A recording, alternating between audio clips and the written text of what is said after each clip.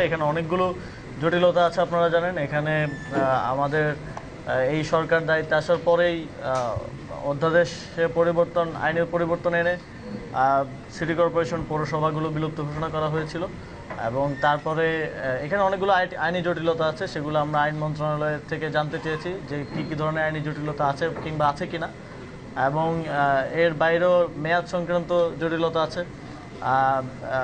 এর বাইরে আবার আমরা একটা লিগ্যাল নোটিশ পেয়েছি এবং আমাদেরকে বিবাদী করে রিটও করা হয়েছে যাতে শপথ গ্রহণ করতে না দেওয়া হয়। আমরা যতদূর জানি সেটা বিচারাধীন আছে। তো এই সকল ধরনের জটিলতা নিরসন না করে আমরা কোনো সিদ্ধান্তে আসলে যেতে পারছি না। তো রিটের বিষয়টা এবং আইন মন্ত্রণালয়ের মতামত পাওয়া গেলে কোনো ধরনের আইনি জটিলতা না থাকলে শপথ দিতে কোনো অসুবিধা নেই। আমাদের প্রত্যাশা থাকবে যে নগরবাসীর যে ভোগান্তি এবং ভোগান্তিটা শুধুমাত্র রাস্তা বন্ধ করে দেওয়ার জন্য নয়।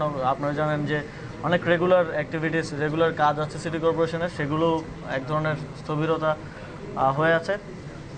এই ভোগান্তি নিরসনের জন্য ওনারা ধৈর্য দেখাবেন এবং এই যে আইনি জটিলতাগুলো আছে হাইকোর্টে বিচারাধীন আছে, হাইকোর্টের প্রতিও সম্মান প্রদর্শন করবেন এবং ধৈর্য ধরবেন।